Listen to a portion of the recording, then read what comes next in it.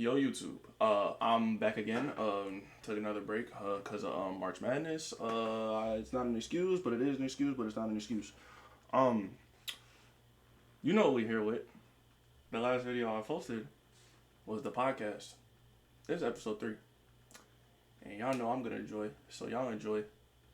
Be sure to hit that like button and subscribe. Trying to get famous out here. Help me out. It's free. Literally, it's free. Help me out. Oh, please tell me my shit working. I mean, I don't know if it was intentional. I had so many people, like wine people, text me. Oh yeah, me too. DM maybe like, couldn't quite make out. I knew you were drinking the one Rousseau. What was the other one? Or yeah, someone called me last episode 1. Said he's not gonna waste a drop of that wine. But I poured you some when I was like, oh, so I didn't know you want another glass. I poured you some, and we were talking in mid-conversation. I wiped the bottle and licked my finger, and it was like, oh yeah, he's not wasting a drop of that.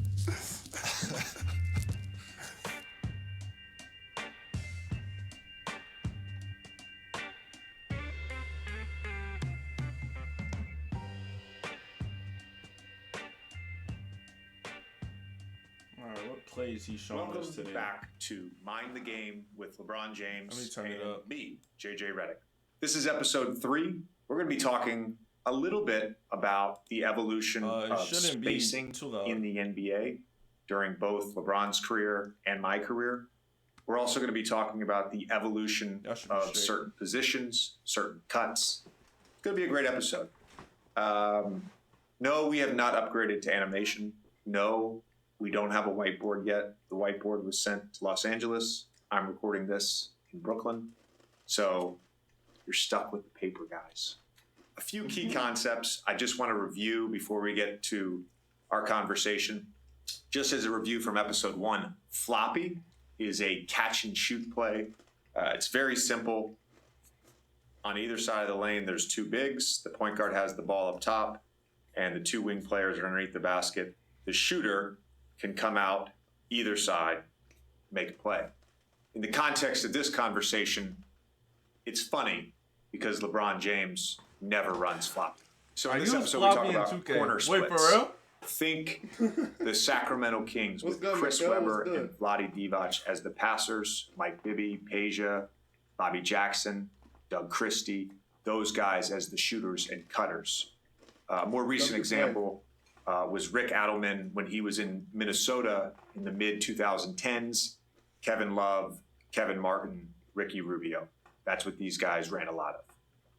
Corner splits is very simple. By the way, I apologize. A number of people have pointed out that the defensive players are supposed to be the X's and the offensive players are supposed to be the O's. Here's the thing. I've only had one coaching job in my life, and that is coaching 8, 9, and 10-year-olds. Now, when you coach 8, 9, and 10-year-olds, it can be very confusing to have X's and O's on the court. So I decided to draw X's because they all thought the O looked like a basketball, and that confused them. So for me, I draw my offensive players as X's. All right, corner split. There is a wing player in a corner. The ball handler brings it up a side. In this case, we're going to bring it up the left side. And the big, i.e. Vlade Divac, Kevin Love, Chris Webber, is somewhere in the vicinity of the elbow or high post area. You can occupy the weak side in a number of ways. Have a guy in the corner, have a guy high. You can have a guy in the corner or have a guy in the dunker spot. Because I don't love the dunker spot, we'll put the other guy in the high quadrant. Point guard brings it up. He would hit the big, Chris Webber, Vlade Divac, at the high post. He then goes into split action.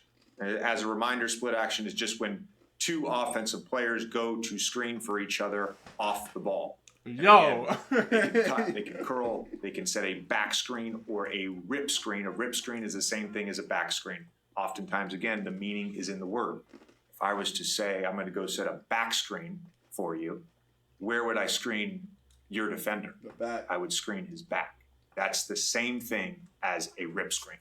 So in this case, this is Peja. This is Mike Bibby. Mike Bibby can go set a down screen for Peja. Peja has a number of options here. He can curl to the basket. He can back cut. He can chase the basketball. He can come for a dribble handoff. In this case, let's say Mike Bibby sets a great screen, Page just comes off. I do it after this. He hits a wide open. So you're gonna have to wait like. That's corner splits. You have to wait like an hour. I ain't gonna lie, cause all that means is this podcast like an hour long, and I always watch it. All 5 players. But I got you. I'll for sure react across the perimeter. Depending on where the pick and roll is located, let's say it is up top, the ball handler here. Yes, an hour. You have a guy in each corner. This is I streamed for a long time, so you better stay, get comfy, get some snacks, you know. Just enjoy yourself. The screener would then come set. Miguel, you're the one that's the thug. Everyone is spread out. Nobody is inside the paint. The opposite of this, of course, would be, let's say this guy will eliminate him 8:41 p.m. and put him in the dunker spot. What do you mean? That is no longer. Damn, it's 2 a.m. for you then. That's just. I can't afford 5 out, delay. Again, the meaning is in the word 5 out. 5 outside of the 3-point line. 5 out. This is, I think, one of the biggest revolutions, evolution in today's NBA. No longer see 2 people run to either block. As you did for a long time in the NBA. You still see it some in college. You certainly see it some in high school.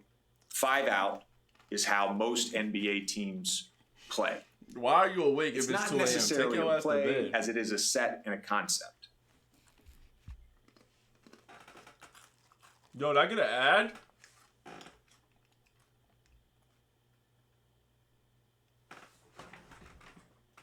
Oh, I thought the Wi-Fi went out. Sir, I'm grown.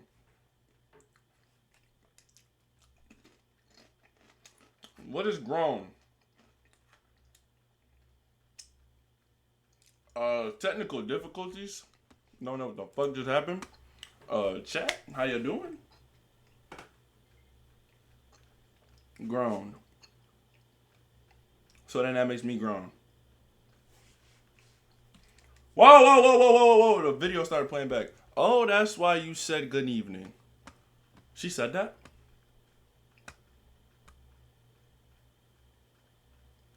It wasn't that funny. Yo, my birthday's on Wednesday.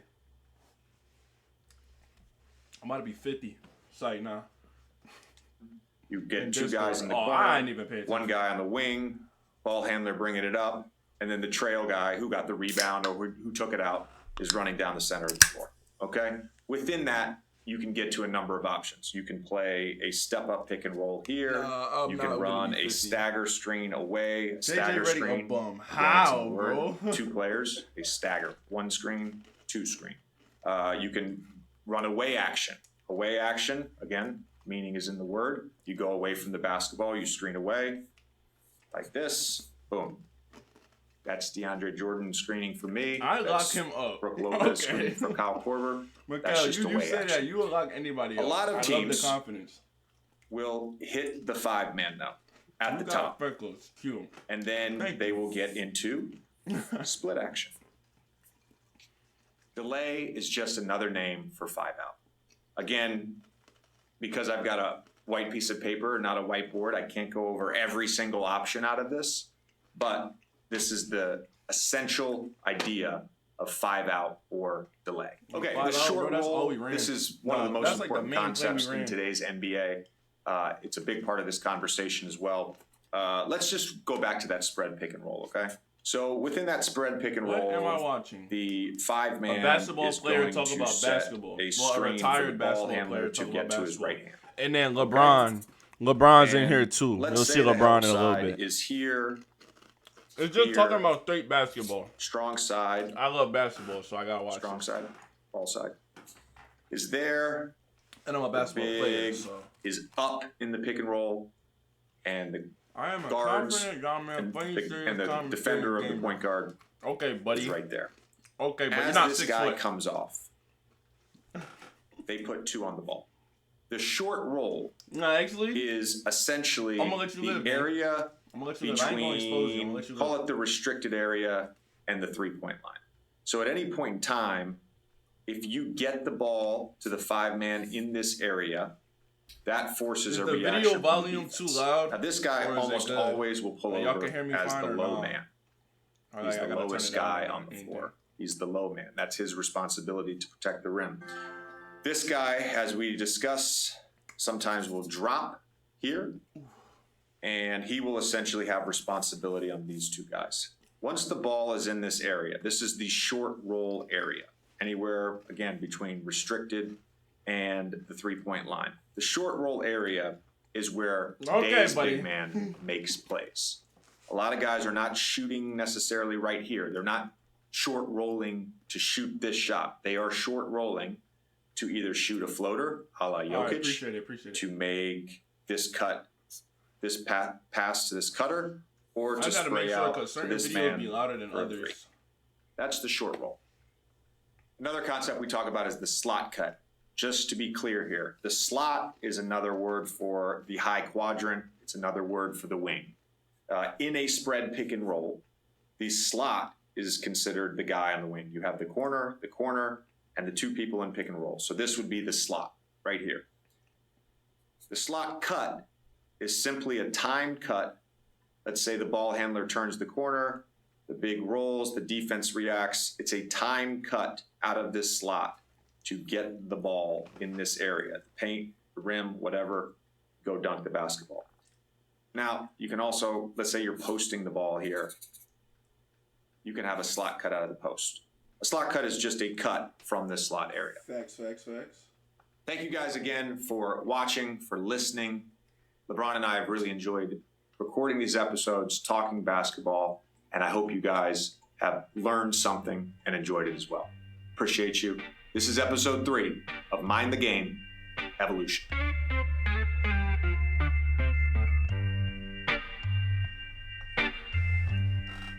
Cheers. Cheers, bro.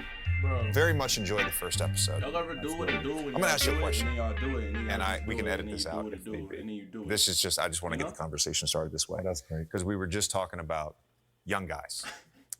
And I felt towards the end of my career, once I had figured the league out, What did I just and I, again, figured the league out, meaning like I had a job. You know what I mean? Not like I'm an all-star. But once I figured the league out, I felt like I could tell within 2 or 3 days of being around a young guy whether he How was long we got left? League. Oh, you're here Do for a you while, have that buddy. too? Do you sense that? Oh, we're only 11 minutes in, buddy. What are the markers for you, where you say this guy's gonna be good? Coaches and veterans being able to get on them, and there's no snickering, there's no back talk, there's no man, all that. It's just they almost look like. Yeah, bro, 59 minutes. Oh, this the podcast you're Just talking keep about? on coming with it because I want to see how much I can. I want to see how much. Yeah, 59 minutes. This the longest episode I think that they dropped. That's when you know, like, oh, I ain't gonna lie. The first episode I turned that he's going to bitch be in into this like an league hour. for a long time. My king can't retire. No. One of the things that I always noticed was he probably got 2 more. He probably I gonna wasn't play 2 more years. Remember, he perfect waiting this. until his son When get I in there. was, Oh like, a yeah, rookie, yeah. Y'all niggas not in the especially. Discord. Join the Discord. I know most y'all in the Discord. There's an element of fear, But meaning once we step on the LeBron court, not gonna I'm retire until his son get scared. into the league. Until he But there's play an element of one season with fear. his son. Like I need to That's what he be in the training room on time. Yeah. So, I need to Brian, do he all the lifts fucking transferred that to my Ohio State. strength nigga, coach so is you telling me missed to a long do. time? If my PD player development guy, my PD guy's telling me be on the court at 10 then you o'clock could for be an a 11 o'clock prospect and get practice, into the that guy's league. there at 9:55 ready For to sure. go. It's like the small stuff. Yeah. It's the small stuff. It is a small stuff. We are recording this on Come on, his son. Thursday, James. opening day of the NCAA tournament, LeBron official James, opening that big day. man I do right not there. count the play-in. He's Yeah, I not, don't come to play anymore. Not because not Even though retiring I've been in the until, play a couple times play now with as his an son. NBA player, but I do not count the play. I don't get. It's like it's not official because you're still playing into the tournament. Yeah. And your high school coach I'm just her got a son. big No, you're win not. about an hour ago. Yes, he did. What did you learn from him? Oh my goodness. I think the number one thing that Yo, I bro. learned from him right Yo, away dead ass. is how to not only approach the game, but also how to Yo, think the damn, game, volume up. and It's like, also nah. play at a level I turned it down. that was a lot harder and determined. Should I try to go this whole than stream? I mean, this whole stream without the cursing? AAU tournaments that I was playing in I don't think I before. could do it, but I should try it. I got to Coach Dambrot my 9th grade year. So my first year at high school, first of all, back to the fear thing. When you go from middle school to high school, you're already terrified of what lies ahead. You don't know what to expect. The video is playing. Ohio, What do you mean 6th, somebody 7th, else and 8th talking? middle school. So you have that feeling coming out of elementary going to middle school from the 5th to 6th grade. I can try. I'm gonna try. Older people in the schools and because I be cursing like how it's going to affect you and things of that nature. And then you go to the high school and you see. Especially if I get on the game. I get on the game. I'm gonna let one out. Teachers, they just look so much more massive. You know, now on G, I heard another grown man with the. And I'm going to a coach that is a former college basketball coach. Is somebody in your room or something? Like you hear the stories. I mean, you know them surroundings? firsthand probably, or maybe you don't. Get the gun. Oh god dang. L ad. Everybody spam L ad.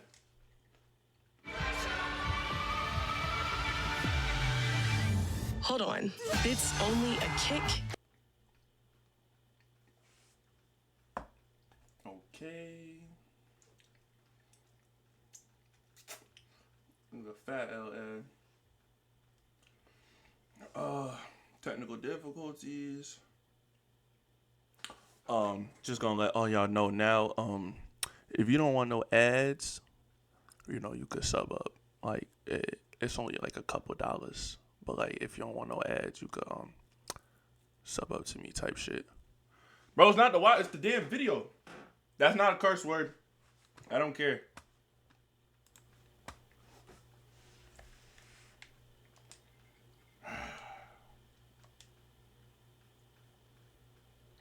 Look at me.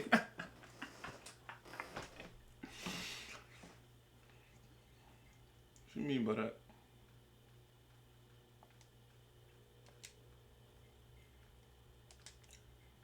Technical difficulties, bro. This YouTube video gonna end up being like an hour 30 minutes long at this point.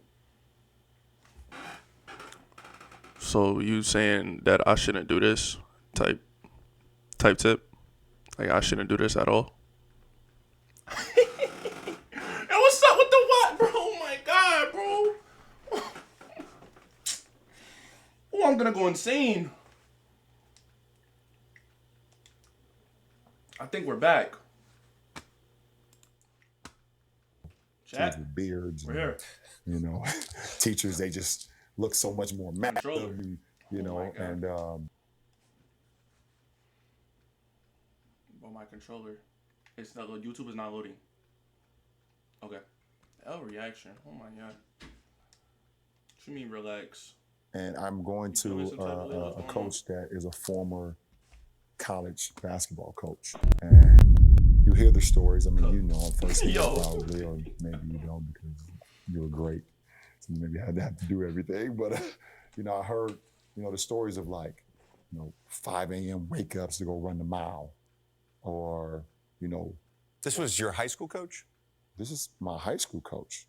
This is my high school coach. This is my high school coach. You hear the stories of like, one mistake, everyone's gonna run because that's until my twin. The coach gets tired. LaMelo Ball, my twin. And in my head, I'm like, how in the hell does a coach get tired if he's not running? So you're like terrified of all of this. So LaMelo Ball, my twin. The one thing back to your question that I learned from Coach D is that we're gonna practice perfection every single day. Every single day. He always used to tell us the practices are gonna be way 72. freaking harder than the games. And you don't understand that every time the coach says, get on the line. Why is my CPU so high? That's a universal word. I'm not 72, I'm lying. I'm right there, or a universal term right there, get on the line. You know that's the last thing you want to hear as a basketball player, to get on the line. But he was super strict. Is insane. He was super demanding. He would get in your face, call you out of your name. There were kids whose parents used to come to practice that he would call them out of their names right in front of their parents. My sophomore year, my freshman year, we went to state championship. We go 27-0. I was MVP of the tournament. I went undefeated before. Obviously, Maverick was our captain. Then we lost the championship. My freshman year. We got cheated though. I never forget my sophomore year, the first practice. I was lucky. That the emote is insane. Came in as projected number one player in the state of Ohio. I was projected to be All-American as a sophomore. Projected to be Mr. Basketball as a sophomore, which had never been done in Ohio high school history. And the first practice we had our sophomore year after winning the state championship, I did absolutely nothing wrong coming out of football. He kicked me out of practice. He kicked me out of practice. I had no idea why the fuck he kicked me out of practice. I didn't mean to curse, bro. All right, restart. And I think he was just setting the tone for the season. Yeah. Like, wherever the fuck or wherever you think you are. Hi, guys. I've heard all this stuff about how great you are and things that, nope, I'm going to humble your ass right now. He kicked me out of practice, and the last thing he said to me when he kicked me out of practice, first day of practice, he said, best sophomore in the country, my ass. I love that. I love that. Oh, ads. Setting the tone right away. Best sophomore in the country, my ass. And kicked me out of practice. I actually think I had a healthy level of respect. So I played varsity as a freshman. But actually, my school, middle school, was 6th through 9th grade. Really? So I didn't even go to high school yet. Hold on, say that again? So it was 6th through 9th grade. We didn't have space. They didn't have space in the high school. So a year after I left, they built a second high school. They split into two. They moved down a division, that sort of thing, right? Right. So I'm coming off 8th grade. I start JV. Mm-hmm. I grew 7 inches that year. Shit. I learned how to shoot without my left thumb. Yep. Started shooting a real jump shot. I go to AAU Nationals in Florida, average like 35 a game. So I'm coming into freshman year with a decent level of confidence. And I knew my high school coach was tough because my JV coach was so tough. Yep. But I was brash and cocky. You know the kid you saw at Duke early on? I was that kid. I was that kid. Yeah. And we were playing preseason. We were just like doing pickup. So we would do these stations where you had like 30 seconds to a minute on. So 30 seconds to a minute on wall sits. Yep. 30 seconds to a minute on D slides with bands. 30 seconds to a minute on jumping jacks with a weight, like all this stuff. And we'd do that for like 30 to 45 minutes, and then we'd play pickup. So there was this senior named Kevin Conley, and he was good, but I also played his position. And he hadn't started the year before, so he was like very much wanted the starting position. So we were playing pickup, and truthfully, Kevin, I was busting your ass. I was busting his ass. Hey. And he said, and I started yapping off. Yeah. And he said to me, he said, I'm gonna tell you right now, shut the fuck up. And he gave me the look. Mind you, I'm my size, but 155 pounds. So I was like, oh, he's gonna kick my ass. And I didn't say anything. We checked the ball up. As soon as somebody passed it, he just popped me in the face, right? Dang. My jaw still pops to this day. And pretty much from that day on, I had a healthy level of fear for high school. A healthy level of fear. Do you think there's anything for you? I know for me, like, I played for Coach K. Yeah. I played for a great high school coach. I played for Boo Williams in AAU. We talked about our coaching and how important that was to us last time.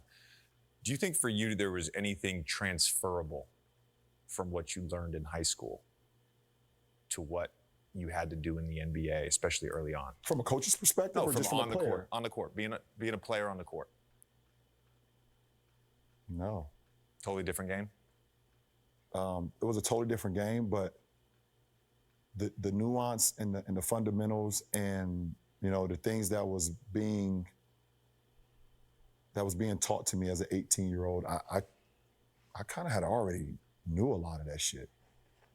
I mean, it's weird to kind of say, because you feel like when you get to the NBA, you're going to learn so much more, which I eventually did, you know, and I think that just came with, like we always talk about, you know, experience. The best teacher in life is experience, you know, but when I got to the NBA, the biggest adjustment I had was literally just going from like, oh shit, I don't have to go to class every day, you know?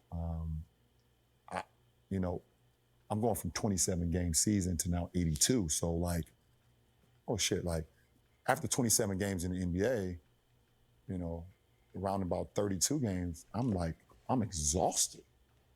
You know, so now like what can I do to get the energy back going? But as far as when I stepped out on the floor, there wasn't too much of an adjustment. I felt like I was physical enough. I felt like I had the size, I had the speed, obviously, I had the athleticism, obviously. You know, you have the, you know, some of the vet tricks and things of that nature, how to get away with certain things that I had to kind of learn and whatever the case may be. But, and then I was thrown around with many positions my rookie year too. Like at one point I was a 2 guard. At one point, you know, my first game in Sacramento, I was coming off floppies.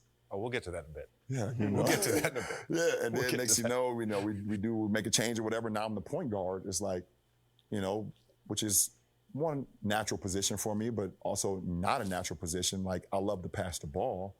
I love to bring the ball up, but I've never really started at the point guard position. So it's still very different. But I was able to just kind of seamlessly is great. Kind of just move right on in. The fact that you run plays in 2K, yeah, figure it out on the fly. It's kind of amazing. With the tournament going on right I ain't now, gonna lie, when I played 2K, bro, I was not running plays. I rewatched that. I was just getting buckets. You talking about not going up to Ohio State for parties, or down to Ohio State for parties. I was like, all right, I wonder if he ever thought to himself this time of year, man, I wonder what it's like to play in March Madness. Absolutely. You have. Yeah, 21 years later. You're still thinking about it every year. Yeah. This is the only time, though. It's the only play I was thinking about all the stuff you've experienced in basketball. That's why you say you haven't experienced that. This is the only time. March Madness right now is the only time I think about playing college basketball for 21 straight years. I don't watch much college basketball. This year I watched a ton of it, obviously, because Bronny's in college, you know, so I was there watching the game. But it's only on my team, though. It doesn't translate for me. It frustrates me. My high blood pressure picks up. I'm a black man, and high blood pressure is just not good for us. So I try to stay away from it, but I love basketball, so I find myself watching it anyways. But I literally, before we came in here, like you said, Duquesne won their game. Big shout out to the Dukes, Coach D, my best friend, Drew Joyce. Right after the game, I was watching Illinois versus Morehead State scouting, because that's who they play next. And you're going to give them notes? Already did. All I already sent notes already. I got like a quarter, three-fourths of the game before we started, and I've already sent notes. I'm a junkie, man. I ain't gonna lie. If LeBron was my dad, well aware. I want to talk about spacing.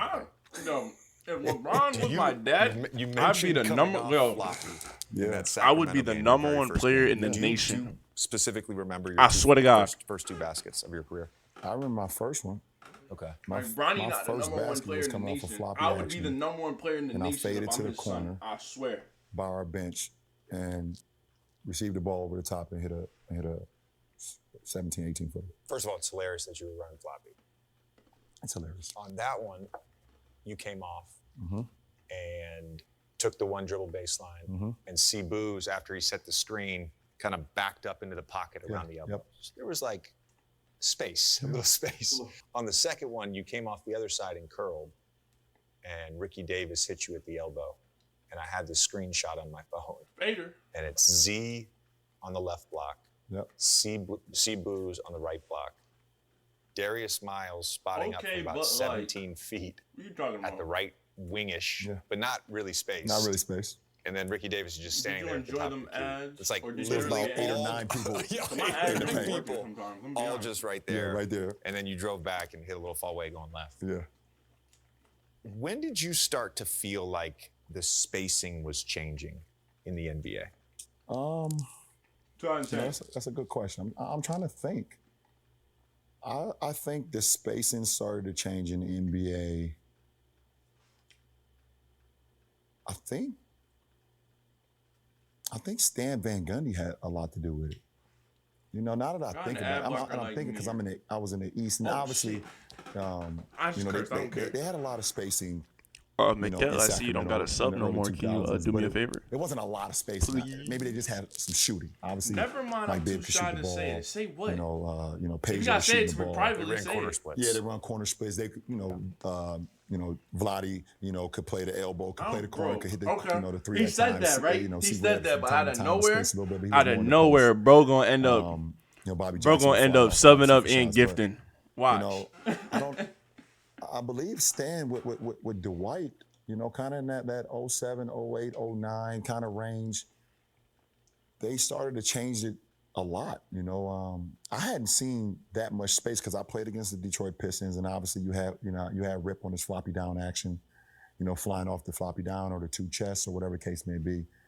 But with Stan, I think he saw what he had in Dwight, and he started to build that team around him to like, I want nothing but space.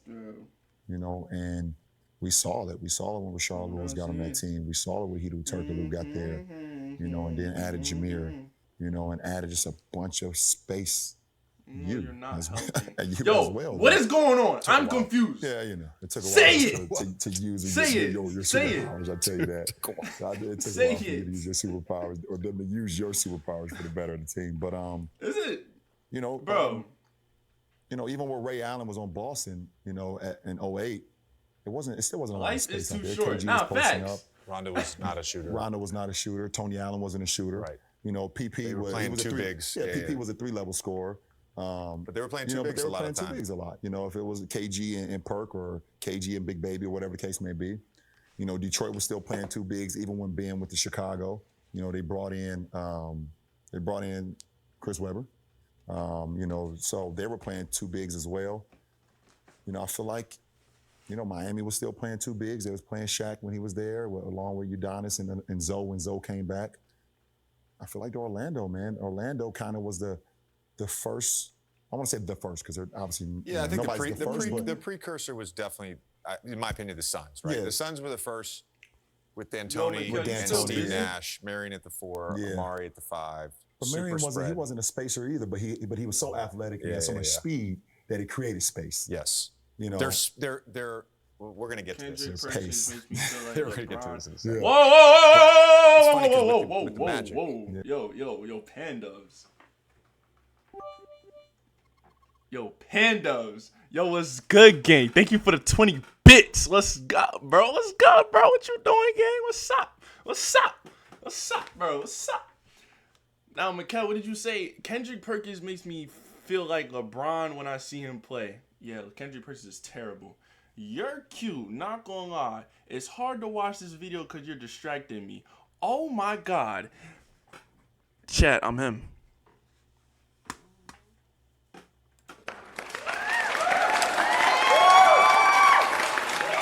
Appreciate it. Streaming Grizz.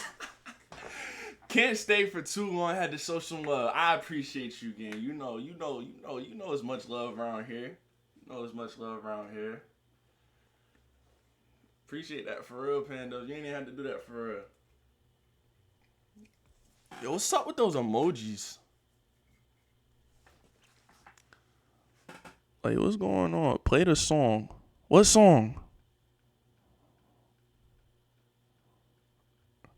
Yo, do I say demo or demo? Just say one or two. So I don't want to say it wrong. Demo. So I was saying it right the whole time. Okay. I'm gonna get another one.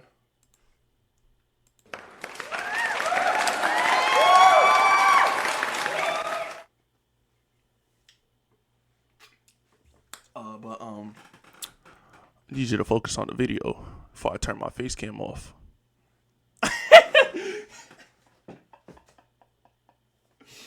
Yo, don't wish yo.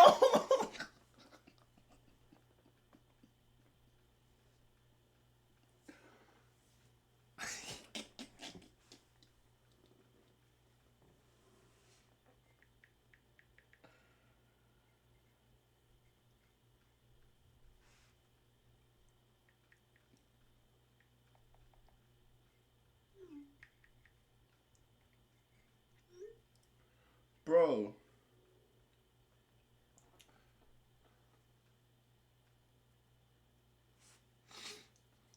Alright, Pandubs. Wait, what the fuck is going on? Okay, y'all know he called me no, I didn't. Shut up. Demo said, alright, I'm gonna go have fun. You probably finna go play,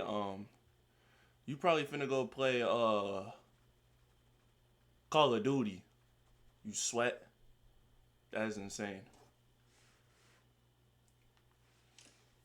You better come back. No mic. I need my viewers. Oh, how did I know that? Oh, how did I know that? Oh, I know everything. I know everything. He'll tell you. Mikhail will tell you. I know everything. Yeah. I'm not sure that was the intention. Now, it ultimately may have played out that way. Right. But Tony Batiste hurt his shoulder guarding Dwight in preseason. Boom! And we tried Turk at the 4 in the preseason games. Right. And he refused. He's like, fuck this, I'm not guarding, you know, I'm not guarding Rasheed Wallace. So Rashard, as a good teammate and a true professional, unlike Turk, you don't know that. he's like, fuck it, I'll do it, right? I just be and knowing then all of a things, sudden, bro. it created an advantage. And am I tripping? we ended up playing you guys in 2009, the Eastern Conference Finals. And you're tripping. By the way, I played 9 minutes. 9 minutes that series. Second quarter, bro. You second just quarter of game stop 2. doing that. You waste your money. But I got to watch some awesome basketball, and it's weird. I rewatched some of that series. I'm really scamming you every time you do that. It is so apparent that no matter what you did, never mind came by. We just had an advantage. Yeah. You should at least like keep the tab up, you know. Season, we geared our team up to play Boston. Everything was geared to play Boston. Now I said what I said. Everything. We never practiced anything besides two bigs, turn. a point guard. What am I supposed to say? Small forward and I said thank you and everything already. And then, fuck, you guys win. And it's like I don't know what she look like. We've geared up all, you know. We had Big Z, Anderson Varejao, all right, fine. Myself, thank Delonte, and Mo Williams. I mean, you guys are out there with Dwight, I'm Rashad, out. Hedo, Fuck this shit Jameer, Beatrice, Courtney Lee. You guys are out there with like what the league is to now. Yeah. The league now is like long wings, shooters, and a guy that can screen, roll, lob. Oh, what? And you add on even more with Dwight because he could occasionally post up a small. I think too, you know what, looking back on that team that I think was so important, because I talk about this all the time now. Oh, shit, hold on. Jameer Nelson could shoot. Know what I just realized? Oh, my Call of Duty is installed. Whoa!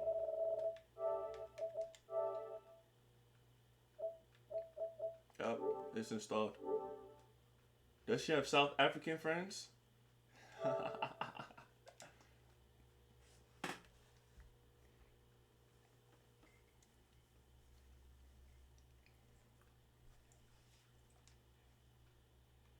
Alright, y'all gotta let me get through this video.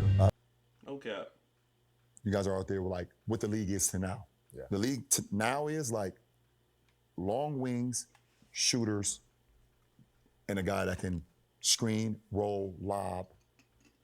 And then you add on even more with Dwight because he could occasionally post up a small.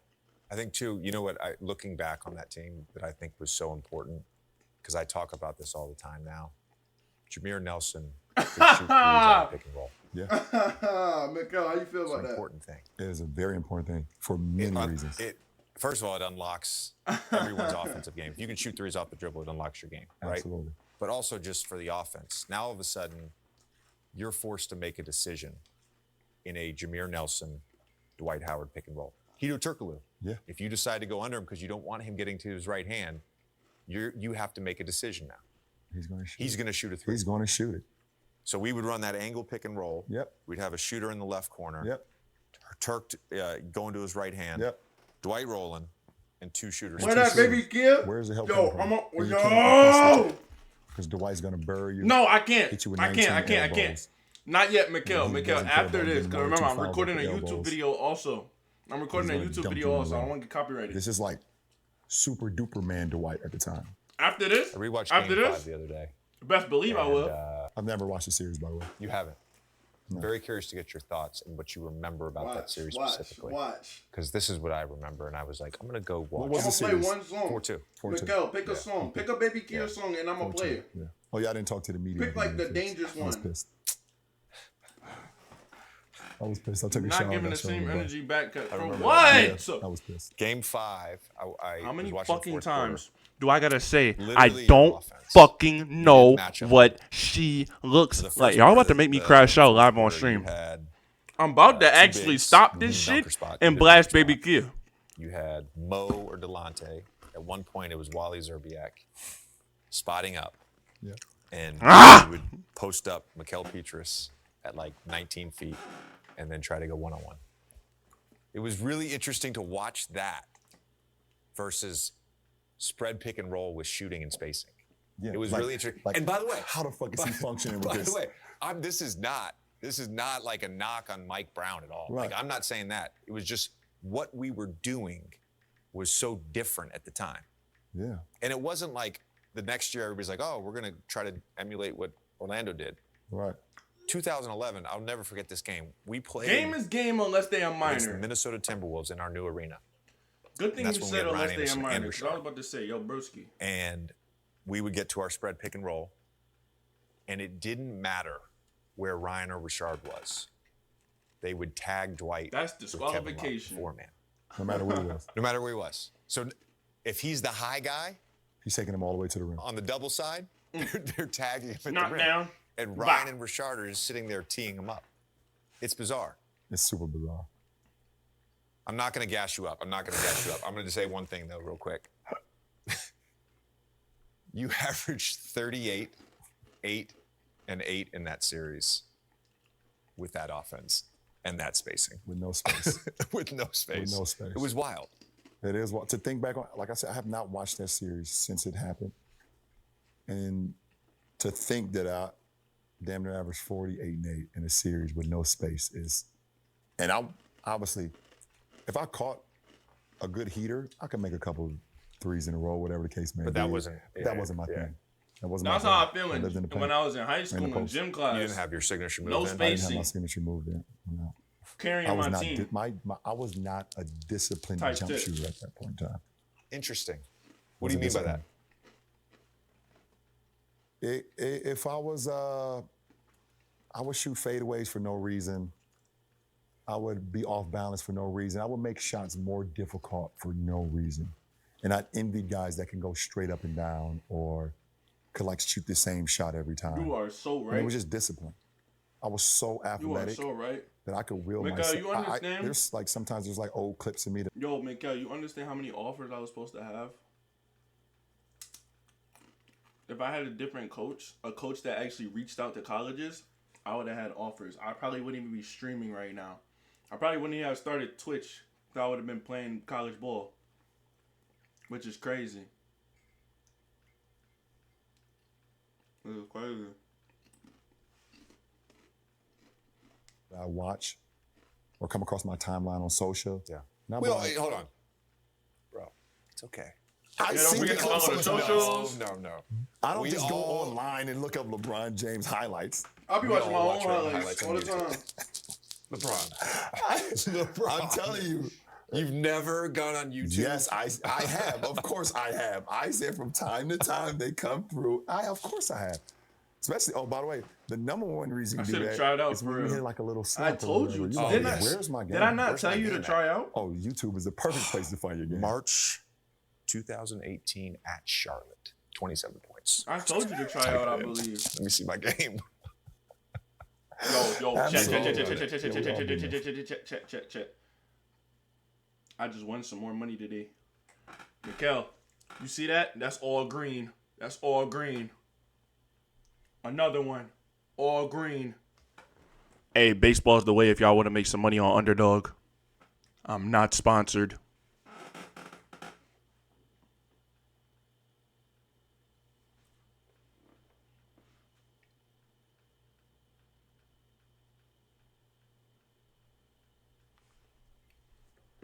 Parlay. Yo, Mikel, you could do this too. It's in Florida. It's free.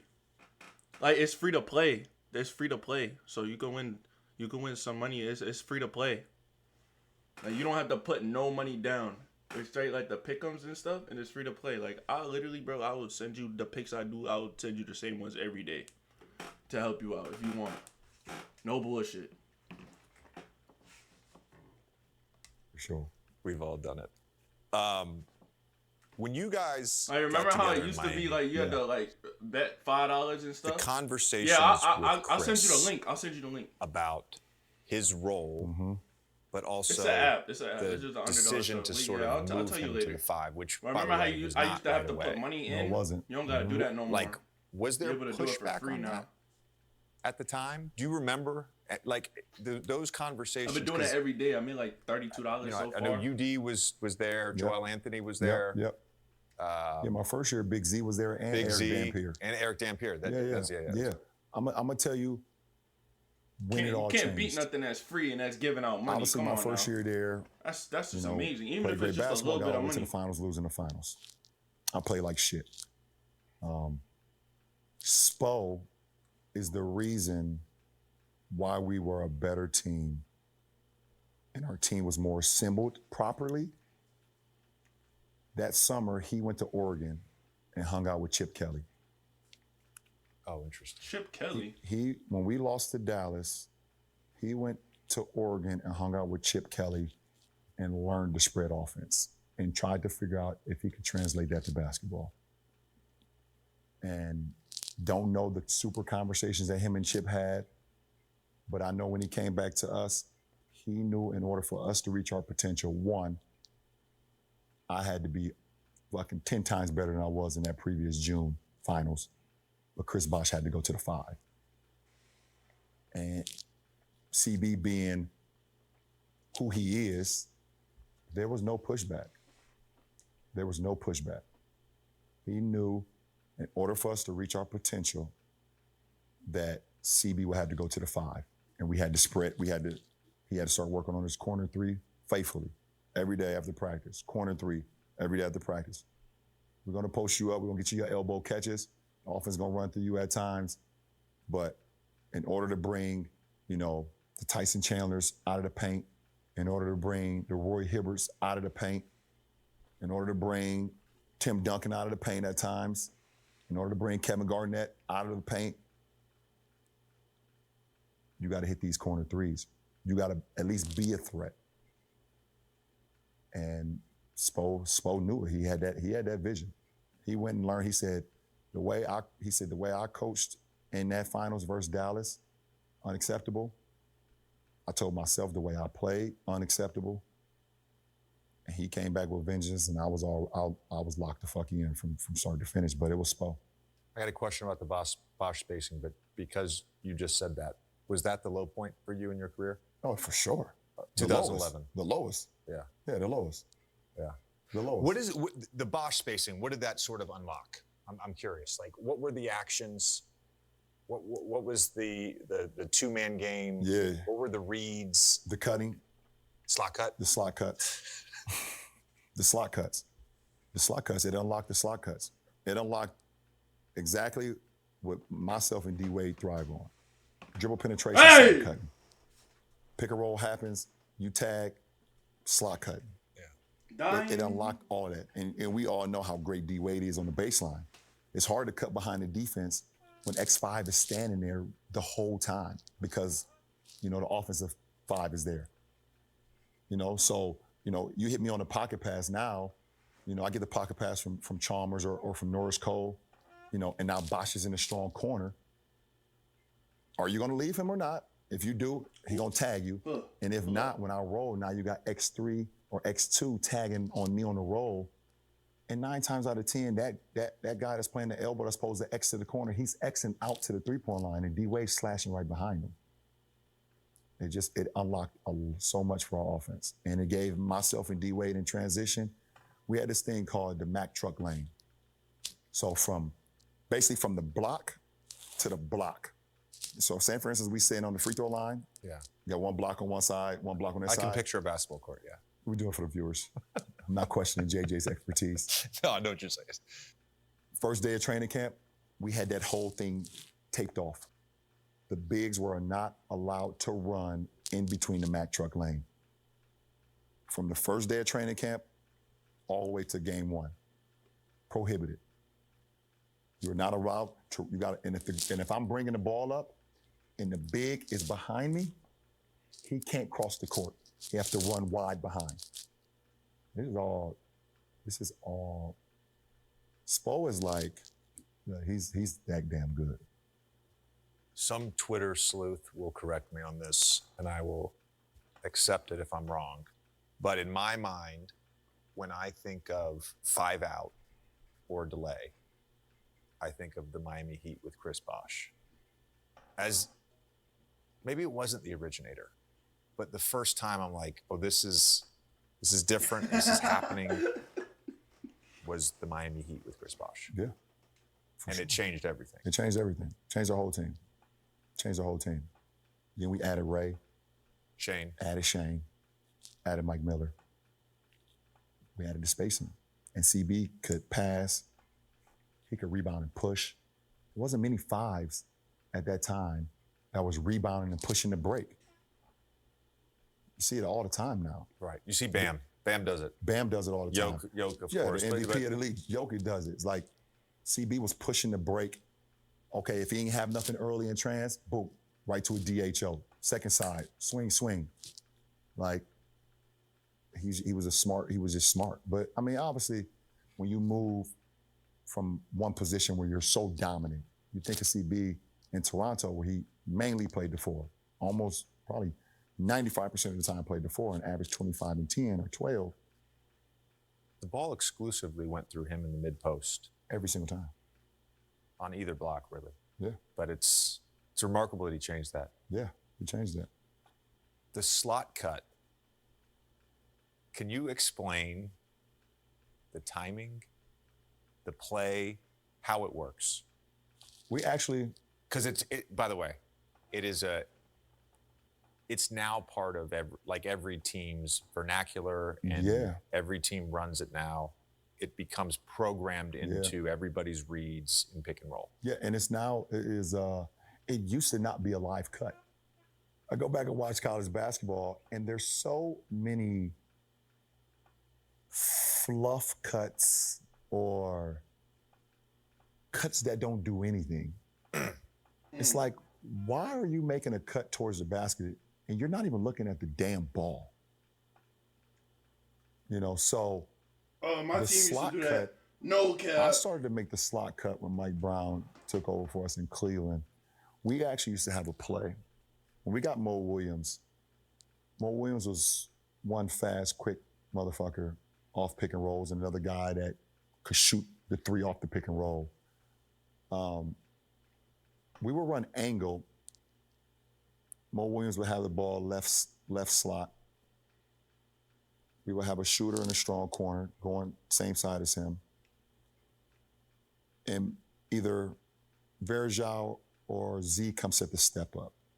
You know what? Take that back. I'm sorry. No strong side shooter. Strong side shooter in the weak corner. Only Mo's job was to race the big. Race the big, get around the big, get around to the baseline. And at the same time, as soon as I would see Mo race the big to the baseline, Anderson, Verjao, or Z will come set a rip screen for me, blind. The guy that's guarding me, and the corner man couldn't leave because it was a corner shooter, and I was slot cut at the same time. It's easy clip. We could find that clip easy. And Mo would drop it to me. And I would either dunk it home or finish it or whatever the case may be. We actually put that in that was one of our ATOs. And then when I got to Miami, I started to just see a lot of guys peeking.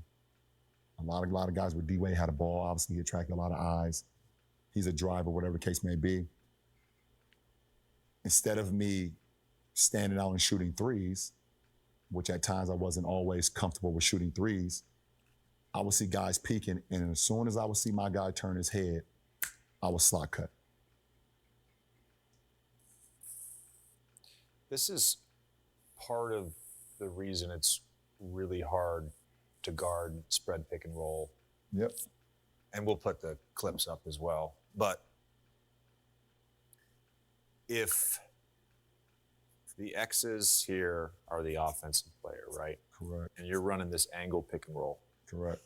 And let's say the big is in a drop, okay? And this is the guard. This is the guard, right? Yep. So if this guard turns the corner here, yep, right, on the big, Damian Lillard does this better than anybody, especially on the especially left going side. left. Yep. Especially going left, Yep. right? This guy has to make some sort of decision. Yep, he's coming to 2-9. This guy has to get into an X position. And who the fuck is guarding this guy? Nobody. Nobody, right? Nobody. So that's the position I'm in a lot. The slot cut. The slot. Yeah. The other one is this, which Golden State, when I think of this cut, I think of Golden State, which is essentially same formation. Here's the defense, right? All right. So you put 2 on the ball on Steph Curry and Draymond Green. Which is the worst thing you can do. Right. This guy's going to have to be the low man. So Draymond rolls, Steph hits him right here. This guy drops. What's going to happen right here, LeBron? As Draymond Green takes the dribble into the paint. It's a lob. It's a lob. It's a lob every single time. And it's a lob every single time. You literally can't put 2 on the ball. You can't. See, everyone thinks that putting 2 on the ball takes Steph out of the play. The problem that you don't understand is that you're now unlocking Draymond's superpower offensively. Yeah. Draymond's superpower offensively is the 4-on-3 game. You put 2 on the ball. Now Draymond is 4-on-3, and I'm going to have Iguodala in the pass. Now Wiggs and Kuminga, they're going to be in that opposite corner. And if you help up too early, there's going to be a lob, and that is demoralizing. And the number one thing, it's so much momentum, a half-court lob. So much momentum. When we used to, that's the worst court I've ever seen, but I'm going to do the same formation real quick, same set. Cha-ching! So, like, when we used to teach Cha-ching! or learn Thug. how to guard, You're the thug. spread, pick and roll. Right? Okay, what you mean? We would see you me do on this drill. I'm on sure you COD? did this We drill. playing COD? So, here's the defense, right? Yep. Here's the defense.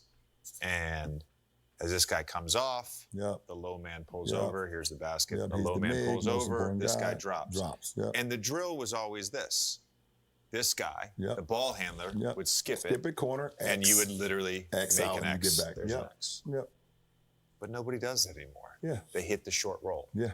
And the short rollers now in today's NBA, like if you're a big coming into the NBA right now, what's your player development program look like? It's literally playing out of the short roll. Yeah, playing out of the short roll. Especially if you're Jared Allen, for the last 5 years, what is he doing? Short roll. Short roll. Yeah, I mean, especially with Darius Garland and Donovan Mitchell. They're going to attract so much. You have to be able to play out of the short roll. And when you play out of the short roll, it's not for you to score. Yes, you have the ability to score, but you have to read the game. You have to read the game. Think about Chris Bosh, and it makes me think of Chet Holmgren a little bit. Mm-hmm. You guys probably run different stuff, but in a way, what makes OKC so good is their ability to drive the basketball and then kick and then drive the basketball and then kick. And they did this last year. Yep. This is how they played last year. Remember when Kel, why you got to stop? And then all of a sudden, Chet comes in and it unlocks everything. Yep. In the same way, I'm not he's comparing saying, Chet to Chris Bosh as like. Nah, he's saying like Chet kind of reminds him of Chris Bosh. To unlock how you. That's technically what he means. How you maximize the offense. Yeah. You need Chet on that team. For sure. No question about it. He changes the dynamic of everything. Mid? They have one set that they run off of all free throws where Chet takes the ball out. They send 2 guys to the other end. Both of them sit in the corner. And Chet takes the ball out. And now Shea he has it on the right wing or the left wing or whatever the case may be. And normally, the X5's job is to load to the ball and stop Shea from driving the 45, Siri. driving the slot. That's your job. Rockets load, game get to the score. body, load. OKC now. Oh my God, they're getting Because there's another guy back there. They're at the same time that the big is trying to load on Shea, there's a guard that's flaring Chet to the opposite slot. Do you know how hard that is? They're flaring a 7-footer to the opposite slot. Right. I mean, there's ways to guard it. I'm not going to say it right now because we may see him in the playoffs. I'm not going to give that coach their opportunity to prepare for it, but that's very difficult when you have a guy like Shea who's going to get to the line 8 to 12 times a game, and or J-Dub, who's now turned into a fucking He's a star. He's a star. He's a star. I told him too. I said, man, boy, you out here killing.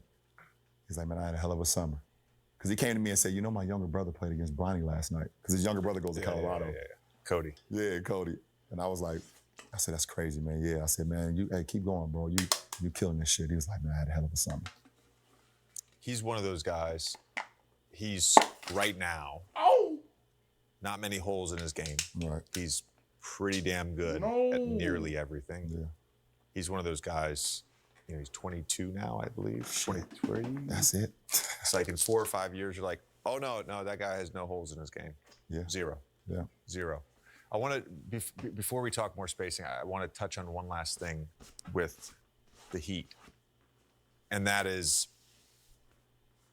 I feel like in the NBA, the phrase super team or the term super team is a little bit of a misnomer.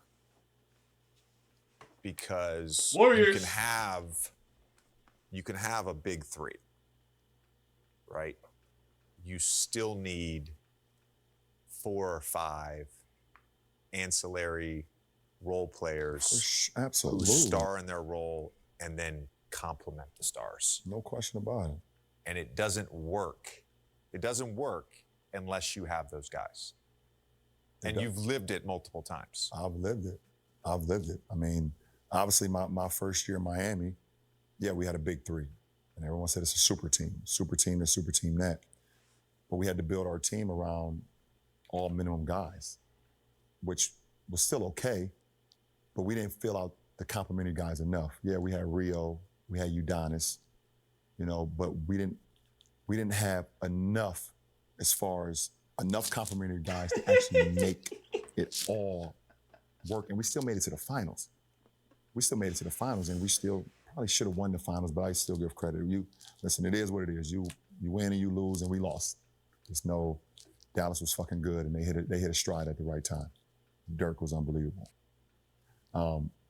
But my second year, we was able to grab some complimentary players and role players that really just, I'm talking about superstars in their roles. And it goes back to my first year in Cleveland. Yes, we got Kevin out of a trade. We lost in the finals. We wasn't really whole to unlock everything. We wasn't whole enough to unlock everything. Then we was able to add Channing Frye, add Richard Jefferson to that second team. Yeah. Add those guys. And then the experience that we had from the year previously. You know, JR got better and Shump, you know, and obviously we were healthier. You know, Kyrie goes down in the finals and, you know, busted kneecap, and Kev obviously separated shoulder in year one. But you're absolutely right. The complimentary guys are ultimately the ones that will help you win the championship for sure. Yeah, and classified as a real super team. Right. So I think you know, the goal of this show is to really just like talk about basketball, right? I love it. And it's great, and I love it. I love it. And I could do it all day. Yeah, me too. You know, we both live online. Let's be honest. We live online. We're well aware of all the discourse. I have to participate in the discourse, and I said this. I want to participate so much more. I I said this the other day. I was like, the discourse has a place, right? It provides a level of entertainment. Yeah. And I get it. And I feel like sometimes I get annoyed at a couple keywords that get involved in discourse. And we're not going to do this every episode. We're not going to do this. But I just, on this point we're making about how a team works, there's the word important. Who's the more important player for the Boston Celtics? Who's the most important player for the Boston Celtics? I also get annoyed with the word pressure, right? Those are the two words that drive me fucking crazy. Pressure in particular, because if you've like been around, you know that most guys in the NBA put an insane amount of pressure on themselves. That's why we all have fucking anxiety. Like we all put so much pressure on ourselves. And the important word bugs me because the best player is always the most important player. It's very hard to win in the NBA if the player who has the most outsized impact isn't at his best. And no offense, 2011 is a great example of that. I wasn't at my best. You weren't at your best, and you lost. If I played anything like I did in the Eastern Conference Finals, we win. But you could have been at your best, and the role players could have been bad. So, like, for me, this is why I get annoyed, because I'm like, like when I played on the Clippers, CP and Blake, they were the most important guys on our team. But DeAndre and I had a role, Jamal had a role, Matt Barnes had a role, Luke and Bob Mute the next 2 years had a role. Like, we all had an important role. And guess what? We put a lot of pressure on ourselves to actually play well and actually contribute to winning. And I feel like we live in this fucking 2K world where we're like putting a roster together, and it's like, how can we put as many good players that don't even make sense together? And it drives me crazy. It's like, what's wrong with this team? Well, it's very simple.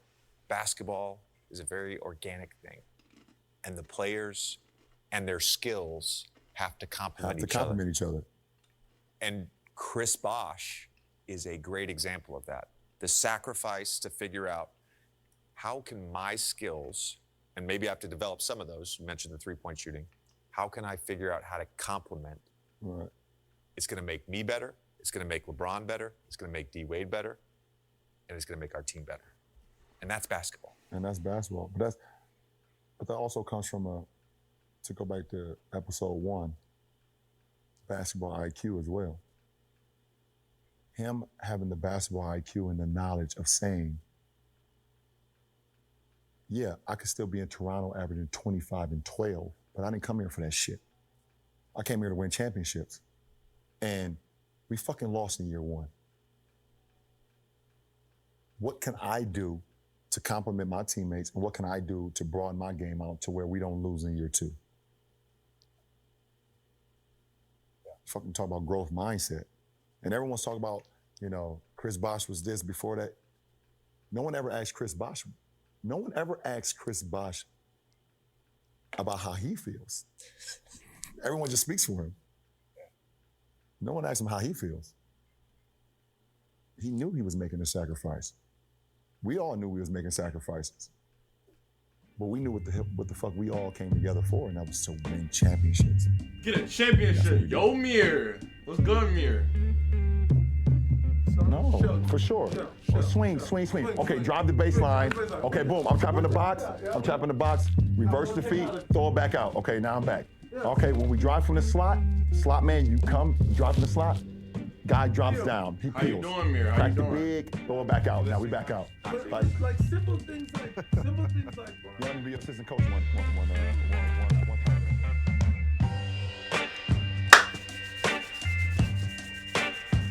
I'm finally done with this. Hey guys, damn thanks episode. For listening. Thanks for watching Mind the Game podcast. If you like it, please hit that subscribe button. Thank you. Type shit. You know how you be. I know how you be. I'm finally done with this episode, man. Hey, YouTube. YouTube. I'm out of here.